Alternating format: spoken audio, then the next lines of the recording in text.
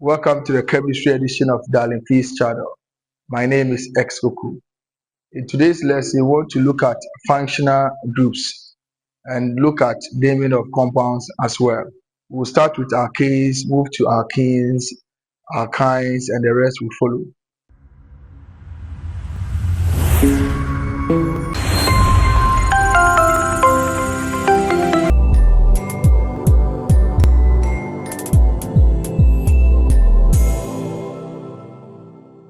Now, we want to look at what we call functional groups. When we talk about functional groups, this is a group of atoms or bonded atoms which gives an organic compound its characteristic chemical properties. And this also helps in easy identification of compounds. Now, let's look at some of the functional groups. So, when you take alkanes, alkanes, they do not have a functional group. Alkenes, they have a functional group which is a double bond, and that indicates that you have a functional group in the organic compound. We also have that of the alkynes, which is a triple bond.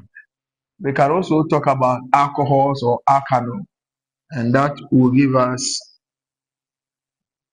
ROH. The functional group here is the OH here, which is the hydroxyl functional group. We can also talk about alkanoic acids or carboxylic acids, which will also give us, so carboxylic acids, we have COOH. Now, in trying to open this structure, we can have this, which is C double bond O, carbon to O to H, and that will give us the functional group for carboxylic acids or alkanoic acid. We can also talk about those of amines, esters, or alkyl alkanoate. That of ester will give us RCOO R prime. In the previous lesson, we mentioned or talked about R being an alkyl substance, so we will talk about it today. We can also talk about aldehydes. Aldehydes with a functional group of RCOH.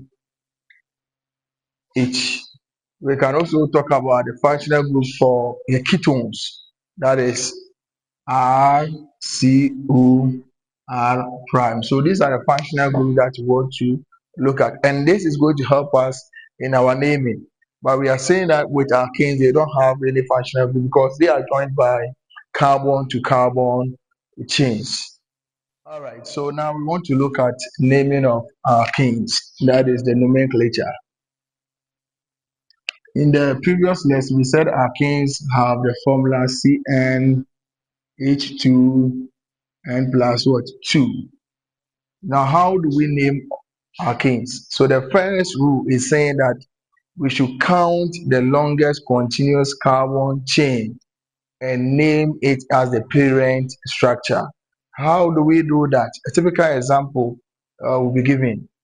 The second rule is also saying that any group of atoms which do not form part of the continuous carbon chain is called a substrate. So we'll indicate one to look at that substrate that we are talking about. Then we can also have what we call inorganic functional groups. You have to consider them as well. So as we progress, we'll look at those ones too. Now, before we start again, there are certain basic things that we need to know concerning the naming of alkenes. The first one is we knowing the number of carbon atoms and the names given to that. So if you have one carbon, the name is methane. If you have two carbons, that is two carbons joining, that is called ethane. If you have three carbons, that is called propane, because the name comes from arcane. That is where we are ending with what? Ane. Then we have C4, which is a butane. So 4 stands for bu. That is butane. We have 5. that is pentane. We can talk about 6, which is hexane, 7, heptane, Ca, that is 8 carbons. That will give us octane.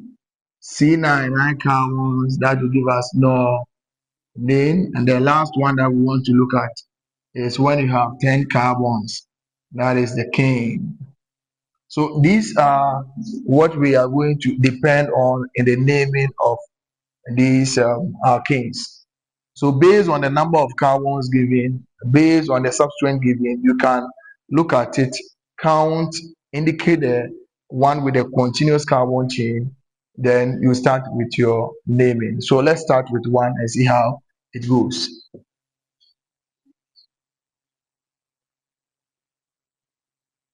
So the first one, let's assume that you have been given this C4H10. This is the same as C joining C, joining C, joining C, because we have 4 carbon atoms. We have H here, H here, H, H, H, H, H, and that is giving us our compound here. Now, this compound that we have here can also be written in this format. This is the structural formula. We can also have this one written in this format, which is the same. We'll count the number of hydrogen atoms, we'll count the number of carbon atoms as well. So that is giving us 1, 2, 3, 4. We also have 1, 2, 3, 4 here. 3 hydrogen atoms, 3, 2 here, 2, 2, 2. We have 3 here. Now let's look at the first rule. It is saying that we should identify the longest continuous carbon chain. So looking at what we have here, we have 1, 2, 3, 4 carbons. And per what we discussed, we said that if you have 4 carbons, that will give you butane. So that will give us a butane because of the number of carbons that we have. We are depending on the number of carbon atoms, not on the number of hydrogen atoms. All right, so let's make another one. If you have this, let me clean this side.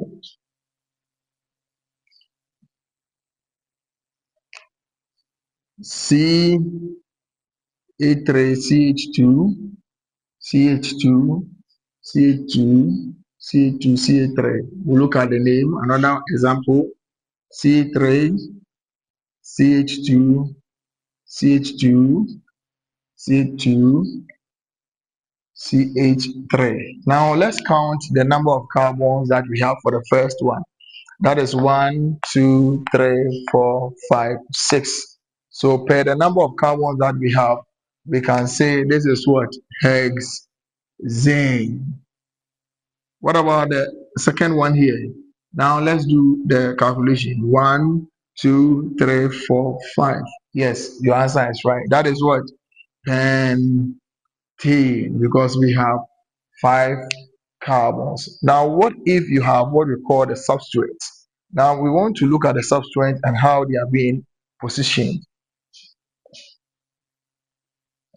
So, with a substrate, if it is the organic substrate, they have the formula which is CnH2n plus 1. Take note of that.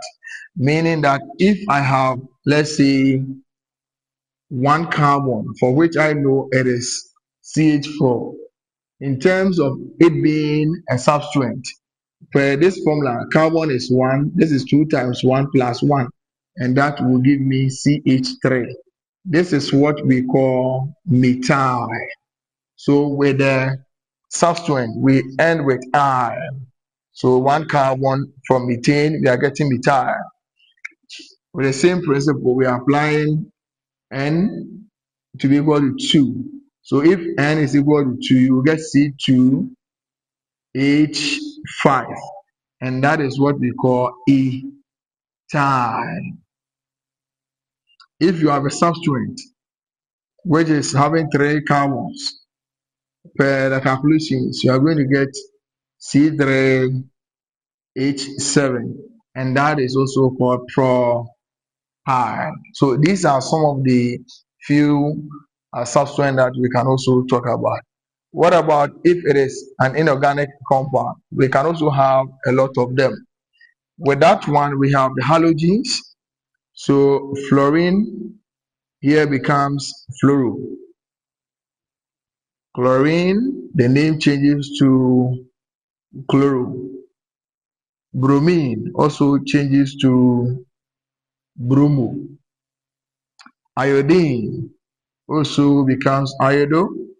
We can also have NH2, NO2, etc. NH2 is what we call amino or amino. NO2 will give us nitro. So these are the substance that we'll be looking at. But get this point in mind. If you want to consider the naming of these alkyl substance, please, once again, please use or consider them in alphabetical order before you can name this. So we have the organic ones, methyl, ethyl, propyl. Inorganic, we can talk about fluoro, chloro, bromo, iodo, amino, nitro. All right, so let's begin with the show. We can take one example and look at that. So the first one that we want to look at is we having this compound with a substituent. Bear in mind all the rules must be applied. So we'll continue with the rules one by one. Now this is what we have. How do we name this? The first rule that we have to consider is the longest continuous carbon chain. Please take note. The chain that we are talking about can be a long, a straight chain, or it can be a branch chain. Take note of that point. It can be a straight chain or a branch chain. That is the longest continuous chain. All right, now let's look at this. Let's count the number of carbon atoms, which will give us the longest continuous carbon chain. The first one, 1, 2, 3, 4, 5. We can get 5 from this. What about if I count from this angle? What are we expecting? 1, 2, 3, 4, 5. The same 5. Okay, let's count from here to the other side. 1, 2, 3. This is giving us a short chain. So we can pick this straight chain or we can name according to what we have here. Now, when we start from here, or when we start the naming from here, we could see that the numbering will give us 1, 2, 3, 4, 5. Meaning that the Ca3 here is now acting as a substituent. That is an alkyl substituent, which is what? 2. It is on the position number 2. We'll look at that as well. What about if I start counting from here? 1, 2, 3, 4, 5. That is also indicating that the Ca3 here, which is a methyl, is on the 4th carbon. Now, the rule also says that in counting, in the numbering, we use the least counting number. So, looking at this, from 1 to 2 and from 1 to 4, which one is the least? Yes, it is from 1 to 2 because we want to get closer to the substituent here, which is what? The methyl. Now, let's see. So, if you don't want any trouble, you can also write the two names, then compare. So, we are starting with the down one. The number of carbons here is 5. So that is giving us the parent name, pentane. There is a substituent here, which position? Number 2. So we can say 2-methyl pentane. Please take note. The substituent should come before the parent name. The other one, which is incorrect, is rather 4-methyl pentane. The same number of carbons, but we are saying that we have to use the least counting number. So this one is correct, but this is what? Incorrect. Please take note of that. So when you are able to assign the numbers, always go with the least counting number.